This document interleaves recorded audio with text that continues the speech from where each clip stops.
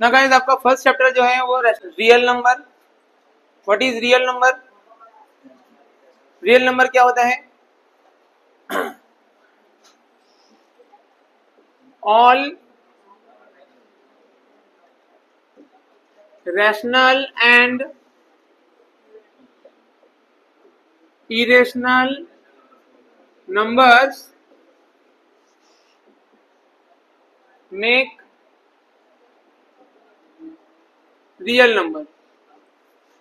Rational number और irrational number सारे मिलके क्या बनाते हैं? रियल नंबर बनाते हैं। तो रैशनल और इरेशनल सारे नंबर मिला लो, यानी ऑल टाइप ऑफ नंबर्स आ गए, जिसको हम क्या कहते हैं? रियल नंबर कहते हैं। अब बात हो रही है यहाँ कि भाई रियल रैशनल नंबर्स क्या है। तो रैशनल नंबर चैप्टर आपने 9th में पढ़ा था।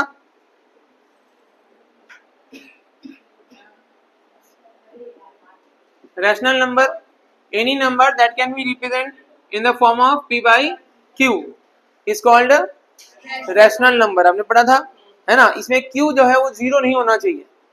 q यानी डिनोमिनेटर में जीरो होना नहीं चाहिए, बराबर। तो उसको हम क्या कहते हैं? रैशनल नंबर कहते हैं। और इरेशनल नंबर क्या होता है? इरेशनल नंबर मतलब जिसका आंसर हमारे पास नहीं होता हो। √2, √5, √17, इसका आंसर जो है हम एंड तक नहीं निकाल सकते। अगर हम इसका डेसिमल में भी, पॉइंट में भी आंसर लाएंगे तो पॉइंट के बाद के डिजिट जो है वो सेम नहीं होता है। जैसे 0.1, 0.001, 0.0001, तो पॉइंट के बाद यानी आफ्टर डेसिमल जो नंबर्स आते हैं वो भी रिपीटेड होते नहीं है, तो उसको इरेशनल नंबर कहते हैं। इन दोनों को अगर हम मिला लें तो हमें क्या बनता है? रियल नंबर बनता है। Real number always can be represent on the number line. हम नंबर लाइन में रियल नंबर को रिप्रेजेंट कर सकते हैं। जैसे मैं बताऊं भाई 5/3, तो नंबर लाइन हम बनाएंगे तो उसमें मैं 5/3 को रिप्रेजेंट कर सकता हूं, बराबर। यहाँ 0.1, 2, 3, 4, 5, 6 सबके अपॉन में 3 लिखूंगा, तो ये 5/3 आपका यहाँ पे रिप्रेजेंट हो जाएगा। ठीक है, इस तरह से आपने चीजों को नंबर लाइन में रिप्रेजेंट किया हुआ है नंबर्स को। ये सारे नंबर मिलके हमारा बनते हैं real number.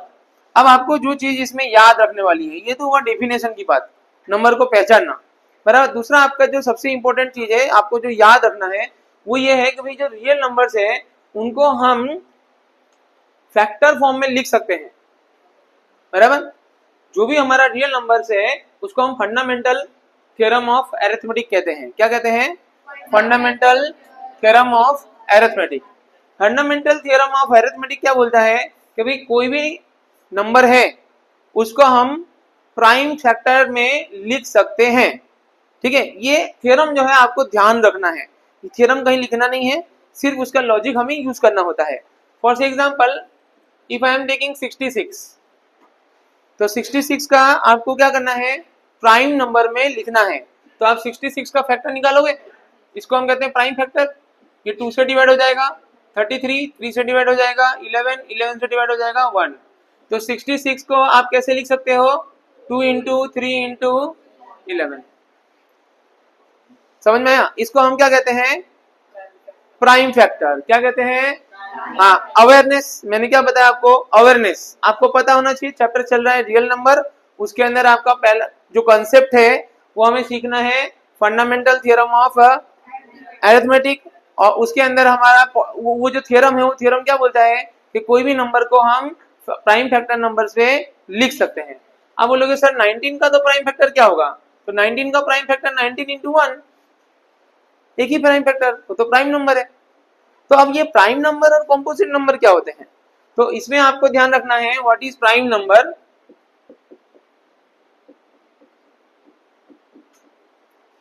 Number which have only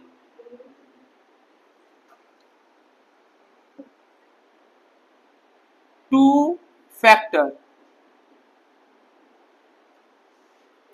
one and number itself। Prime number वो होते हैं जिसके सिर्फ दो ही फैक्टर निकलते हैं, एक वो नंबर और 1, बराबर। फॉर एग्जांपल 19 है तो 19 जो है it is a prime number, क्यों? क्योंकि 19 के और कोई फैक्टर होता नहीं है, वो 2 से डिविजिबल नहीं है, 3 से नहीं है, 7 से नहीं है, ठीक है ना। वो सीधे सीधे किससे डिविजिबल होता है? 1 और 19 से, उसके अलावा और कोई फैक्टर इसके नहीं है, इसलिए इसको क्या कहते हैं? प्राइम फैक्टर, प्राइम नंबर्स कहते हैं। दूसरा आपका आता है composite number. What is composite number?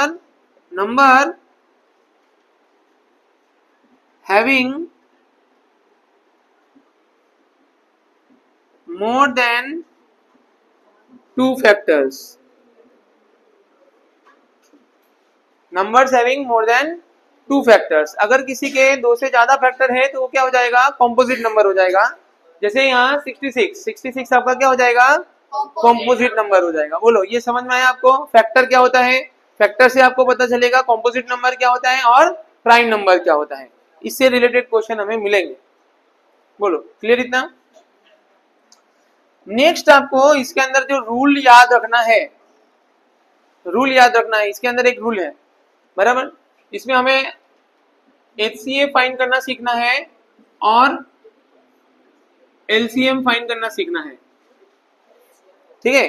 HCF का मतलब होता है हाईएस्ट कॉमन फैक्टर और LCM का होता है लोएस्ट कॉमन फैक्टर या मल्टीपल, मल्टीपल, ठीक है। M है ना, इसमें फैक्टर नहीं आता, मल्टीपल आता है, ठीक है। अभी इसमें करना कैसे है मैं आपको बताता हूँ।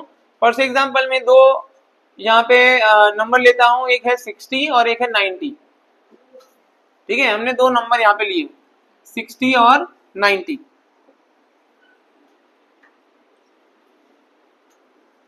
ठीक है। एलसीएम और एचसीएफ कैसे निकालते हैं हम अभी फटाफट देख लेते हैं। आपको 60 का फैक्टर निकालना है, आपको 90 का फैक्टर निकालना है।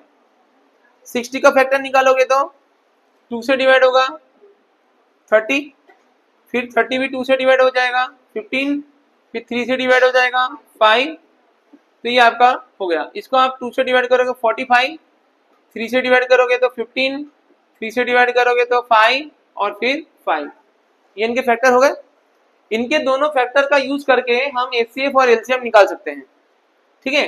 अब ये जो फैक्टर है ये मैं एक्चुअली बीच में लिखता हूं क्योंकि दोनों में मुझे इसकी जरूरत पड़ेगी। अब जब मैं एचसीएफ निकाल रहा हूं, एचसीएफ ऑफ 60 एंड 90, एचसीएफ का मतलब होता है हाईएस्ट कॉमन फैक्टर, ठीक है। तो इसमें आपको लेना है कॉमन, क्या लेना है? कॉमन। बोले ना हाईएस्ट, क्या है वर्ड? कॉमन। तो आपको करना क्या है? कॉमन लेना है। तो इन दोनों में जो कॉमन आ रहा है वो आप देख लीजिए, ये 2 कॉमन आ रहा है, 3 कॉमन आ रहा है, 5 कॉमन आ रहा है। तो आपका यहाँ आएगा 2 इंटू 3 इंटू 5, तो इसका आंसर आ जाएगा आपका 30, ठीक है। दूसरा आपको निकालना है एलसीएम। क्या निकालना है? LCM of 60 and 90, LCM of 60 and 90। अब आप ध्यान से देखिए कि भाई एलसीएम कैसे निकालते हैं।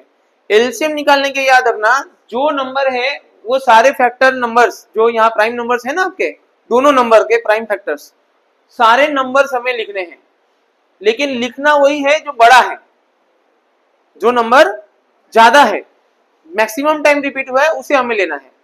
तो यहाँ मैक्सिमम नंबर कौन सा रिपीट हो रहा है? जैसे 2 है तो 2 मैक्सिमम टाइम कब रिपीट हुआ? यहाँ पे 2 टाइम और यहाँ पे 1 टाइम। तो हम मैक्सिमम टाइम रिपीट होता है ना उसको सिलेक्ट करते हैं, बराबर। तो 2 के बाद कौन सा नंबर आ रहा है? 3 मैक्सिमम टाइम कितनी बार रिपीट हुआ है? 2 बार यहाँ पे। तो हम यहाँ पे 3 को भी 2 बार लिख देंगे। बोलो, समझ में आ रहा है ना? इसके बाद कौन सा नंबर दिख रहा है आपको? 5। मैक्सिमम टाइम कहाँ पे रिपीट हो रहा है? 1 टाइम, ऊपर भी 1 टाइम और नीचे भी 1 टाइम, इसलिए यहाँ पे आपको 5 को लिखना है 1 टाइम। अब थोड़ा सा हम वैदिक मैथ्स ट्रिक यूज करेंगे, बराबर। मैंने आपको बताया है 5 और 2 जो है ये लैला मजनू की जोड़ी है। कौन सी जोड़ी है? यस, लैला मजनू वाली जोड़ी। उन दोनों को छेड़ने का नहीं, बराबर। वो दोनों जहां मिलेंगे 10 बना देंगे, क्या करेंगे? हाँ, क्योंकि 5 टू जा कितना हो जाता है? 10 हो जाता है। वैदिक मैथ्स ये कहता है कि भाई किसी भी नंबर को अगर आप जीरो में कन्वर्ट कर सकते हो तो उसको साइड में रख दो। तो यहाँ इन दोनों को आप साइड में रख दो, 5 और 2 लैला मजनू हमारे। बाकी नंबर का मल्टीप्लाई कर लो, 18। तो 10 के लिए 18 के बाद एक जीरो लगा देंगे, आंसर हो गया। आप पूरा मल्टीप्लाई करने जाएंगे आपको टाइम लगेगा। तो आप यहाँ वैदिक मैथ्स का ट्रिक यूज कर सकते हो जिसमें 5 और 2 जो है उनको हम कभी भी मल्टीप्लाई में ले लेते हैं। जितनी भी बार 5 हो, जितनी भी बार 2 हो, उनको साइड में रख दो। जितने पेयर बना उतने जीरो लगा दो, जितने पेयर बना उतने जीरो लगा दो, आपका कैलकुलेशन बहुत फास्ट हो जाएगा। नहीं तो ये चीज आप रफ में करने जाते तो आपका ये 1 मिनट वेस्ट हो जाता। एग्जाम में एक एक मिनट एक एक सेकेंड मायने रखता है, ठीक है ना फ्रेंड्स। तो इस तरह से आप इनकी जोड़ियां याद रखना, है ना, लैला मजनू हमारे। अब हमारा जो रूल है वो देखिए कि ये रूल क्या बोलता है। इसका एक रूल है कि भाई प्रोडक्ट ऑफ नंबर्स, जो नंबर हमने यूज किया है, is equal to LCM into HCF. क्या रूल बनता है कि अगर हम नंबर जो नंबर हम जिन नंबर का हम एचसीएफ और एलसीएम निकाल रहे हैं उन नंबर का अगर आप प्रोडक्ट निकालो तो जो आंसर आएगा एलसीएम और एचसीएफ को मल्टीप्लाई करने पर भी आपका सेम आंसर आएगा, ठीक है। तो इसको हम वेरीफाई कर लेते हैं, ठीक है। तो यहाँ आपका बनता है एलएचएस और आरएचएस। तो हम पहले एलएचएस को वेरीफाई करते हैं, बराबर। प्रोडक्ट ऑफ नंबर्स नंबर्स हमारे पास है, बराबर। तो मल्टीप्लाई कर लीजिए, 9 6 00। वैदिक मैथ्स का यूज करेंगे, नंबर का मल्टीप्लाई, बाकी जीरो के लिए 2 जीरो एक्स्ट्रा, ठीक है। जितने जीरो है टर्म में उतने जीरो हम एक्स्ट्रा लगा देंगे, वो हमारा आ जाएगा। अब हमें लिखना है यहाँ आरएचएस के अंदर है एलसीएम इंटू एचसीएफ। तो गाइस देखो एलसीएम कितना है आपका 30 और एलसीएम कितना आया 180। 18 3 54 होता है और लास्ट में 2 जीरो एक्स्ट्रा, 2 जीरो लगा दिया। तो देखिए यहाँ आपका एलएचएस इक्वल टू आरएचएस हो जाएगा, दोनों का आंसर सेम आ जाएगा। तो ये रूल जो है आपको याद रखना है, इससे रिलेटेड एक सम आता है और वही एग्जाम में पूछा जाता है ना बेटा। आगे चला गया थोड़ा, इससे रिलेटेड आपको एक सम आएगा और वो सेम सम आपको एग्जाम में भी पूछा जाएगा। अभी मैं आपको बता देता हूँ, पीवाईक्यू के अंदर ये पैटर्न की क्वेश्चन सबसे इंपॉर्टेंट है, बराबर। एक फैक्टर निकालने वाला वो आपका कंपलसरी एग्जाम में आएगा और दूसरा आपका ये वाला। इसके अलावा आपको एक पैटर्न और करना है जो लास्ट एक्सरसाइज में है, उसमें कोई एक नंबर दिया होगा, इरेशनल नंबर, जैसे √2 हो गया, √5 हो गया, √3 हो गया, और हमें ये प्रूव करना पड़ेगा कि ये नंबर जो है इरेशनल नंबर है। और इसे प्रूव करने के लिए हम कॉन्ट्राडिक्ट मेथड यूज करते हैं, यानी ये एक थ्योरी पैटर्न होता है, बराबर। उसे हमें लिख के, जैसे आप क्वेश्चन आंसर लर्न करते हो ना, वैसे हमें उसका एक फॉर्मेट आता है, उसको लिख के हमें दिखाना पड़ेगा कि भाई ये रेशनल नंबर है।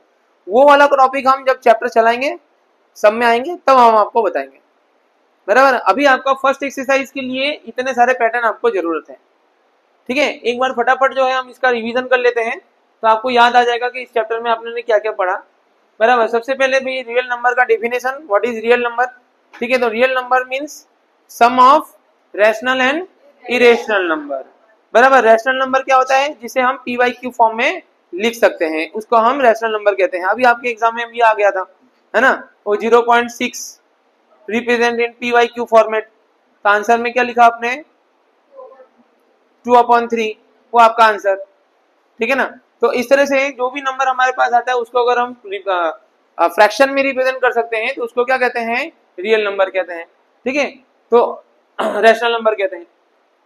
सेकेंड टॉपिक आपने पढ़ा fundamental theorem of arithmetic. Fundamental theorem of arithmetic क्या कहता है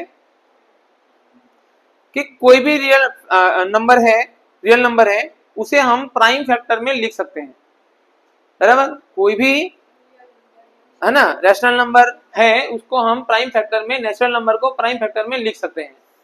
अरे हम किसी भी नेचुरल नंबर को प्राइम फैक्टर में लिख सकते हैं। तो ये क्या हो जाता है आपका फंडामेंटल थ्योरम ऑफ अरिथमेटिक, ये याद हो गया। इसके बाद हमने देखा एलसीएम और एचसीएफ कैसे निकालना है। एलसीएम और एचसीएफ हमें कैसे निकालना होता है, तो भाई एलसीएम जो है उसके अंदर हमें मैक्सिमम रिपीटेड नंबर जो है वो लिखने हैं, जो ज्यादा बार रिपीट हो रहा है उसको लिखने हैं। और एचसीएफ के अंदर क्या लिखने हैं, कॉमन। एचसीएफ के अंदर आप क्या लिखोगे, कॉमन लिखोगे। और एलसीएम के अंदर क्या लिखोगे, जो मैक्सिमम रिपीटेड होगा ना उसको लिखना है, जो ज्यादा बार रिपीट हुआ है उसको लिखना है। कोई भी नंबर आपको स्किप नहीं करना है। मान लो कि एक में 7 होता और एक में नहीं होता तो 7 हमें लिखना पड़ता, भले दोनों में नहीं है, एक में है तो कोई भी नंबर, जिन नंबर का हम एलसीएम निकाल रहे हैं उनका जो फैक्टर आया है ना उसमें से जो नंबर दिख रहा है उसमें से कोई नंबर हमें स्किप नहीं करना है। समझ में आ रहा है आपको, तो आपका यहाँ पे निकलेगा एलसीएम। बोलो ये पैटर्न आपको समझ में आ गया, ठीक है। एक्सरसाइज में हम आते हैं।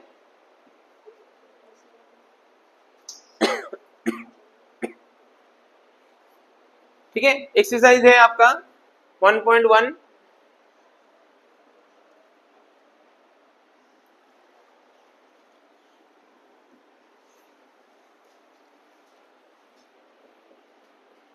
एक्सरसाइज 1.1 क्वेश्चन नंबर 1 का first, read the question, express each of the number as a product of prime factor. मतलब ये हुआ कि इसे हमें प्राइम फैक्टर में लिखना है, यानी 140 को प्राइम फैक्टर में लिखना है। तो अभी तो आपको दिखाया प्राइम फैक्टर कैसे निकालते हैं, पता है ना आपको। तो ये आप 2 से डिवाइड कर दोगे 70, 2 से डिवाइड कर दोगे 35, 5 से डिवाइड कर दोगे 7, 7 से डिवाइड करोगे 1। तो 140 को प्राइम फैक्टर में लिखोगे तो 2 का स्क्वायर, 2 दो बार है ना, 5 इंटू 7, ये आपका आंसर हो गया। बोलो इजी है ना। सेकेंड नंबर आप देखिए 156, 2 से डिवाइड करेंगे 2 7 जा 14, 1 बचा 2 8 जा, 2 से डिवाइड करेंगे 2 3 जा 2 9 जा, 3 से डिवाइड करेंगे 13 जा 13 जा 1 जा, ठीक है। तो ये आपका हो गया 156, 2 का स्क्वायर 3 इंटू 13। बोलिए पता चल रहा है। फिर नंबर थोड़े बड़े हो रहे हैं। थर्ड नंबर 3825,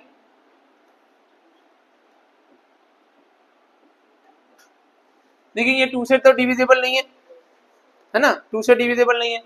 तो देखो आपकी हिंट के लिए यहाँ यूनिट में 5 दे के रखा है, तो आप सीधे 5 से डिवाइड कर दो। आगे पीछे नंबर होगा तो भी कोई प्रॉब्लम नहीं है, ठीक है। पहले 5 से दिया फिर 3 से देंगे, डिवाइड करेंगे तो भी कोई इशू नहीं है।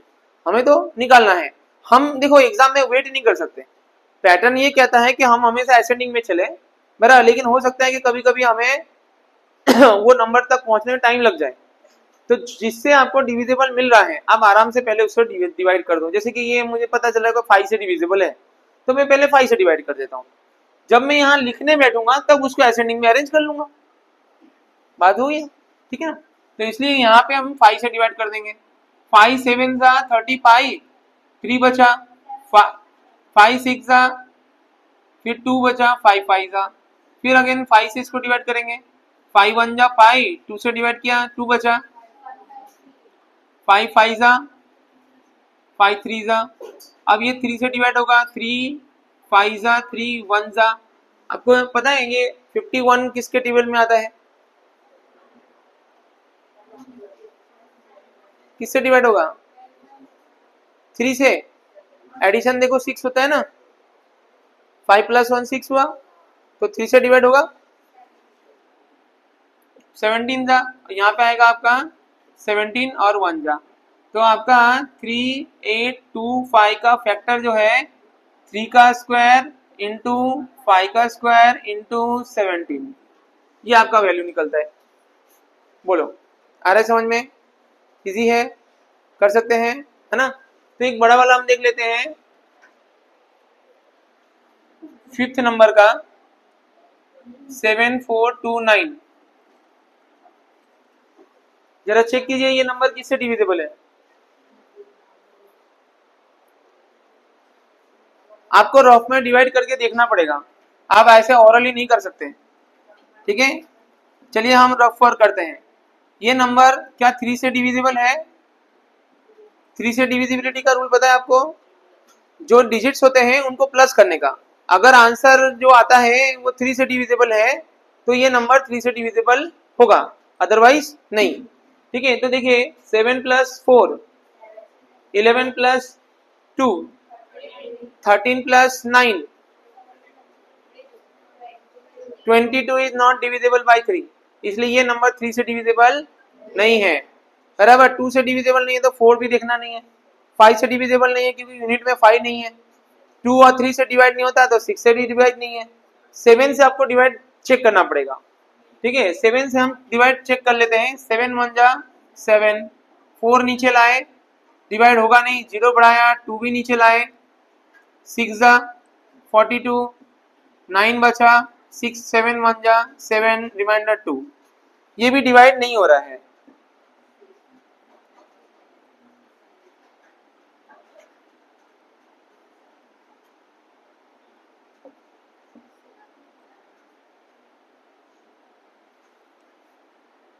ये भी डिवाइड नहीं हो रहा है फ्रेंड्स, बताइए अभी क्या करें। 3 से डिविजिबल नहीं तो 9 से डिविजिबल नहीं, 11 से डिविजिबल है नहीं,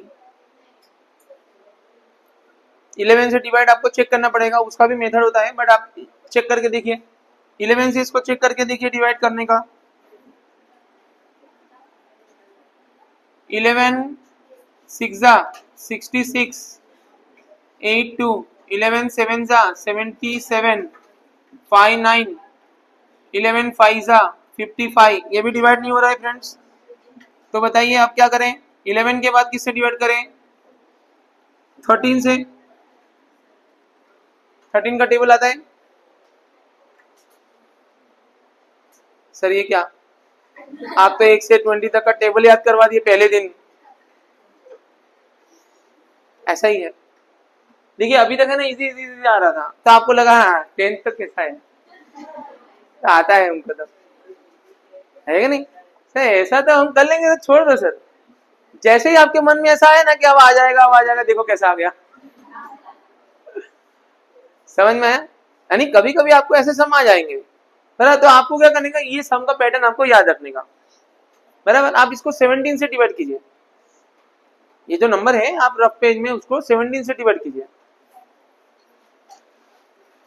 हाँ, आपको प्रैक्टिस करना जरूरी है, ठीक है ना। मेरे को तो पता है इसका क्या फैक्टर है, लेकिन आप प्रैक्टिस नहीं करोगे तो आपको नहीं आएगा, इसलिए 17 से आप उसको रफ में डिवाइड। गाइस ये आपका 17 से डिवाइड हो रहा है, आंसर आपका आ रहा है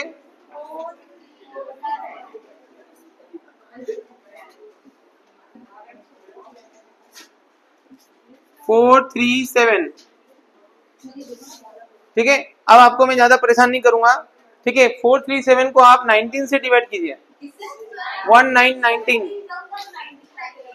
19 से जल्दी डिवाइड हो जाएगा। हाँ करो, 19 2 = 19 3 करो, बोल रहा हूँ 19 1 = 19 2 = 19 3 तो करो, 2 और 3 बोल तो रहा हूँ आंसर।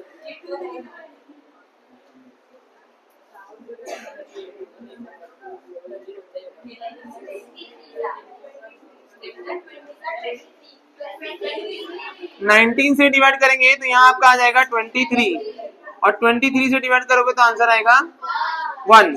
इस तरह से 7429 का ये जो आपका आंसर है, इसका फैक्टर आपका निकलेगा 17, 19 और 23। इस तरह से इसका आपका प्राइम फैक्टर निकल जाएगा। बोलो फर्स्ट क्वेश्चन समझ में आया आपको? बराबर, ठीक है ना। तो आपने जो कुछ भी पढ़ा स्टार्टिंग में, मैंने आपको जो एक्सप्लेन किया, आप देखिए उससे रिलेटेड क्वेश्चंस आपको यहाँ पे मिला। सेकेंड क्वेश्चन के अंदर आपको एलसीएम और एचसीएफ निकालना है, मतलब दोनों नंबर का आपको फैक्टर निकालना है और उसके हिसाब से आपको एलसीएम और एचसीएफ निकाल लेना है। बट आज हम सिर्फ फर्स्ट क्वेश्चन तक ही करेंगे, है ना, ज्यादा हो जाएगा नहीं तो। है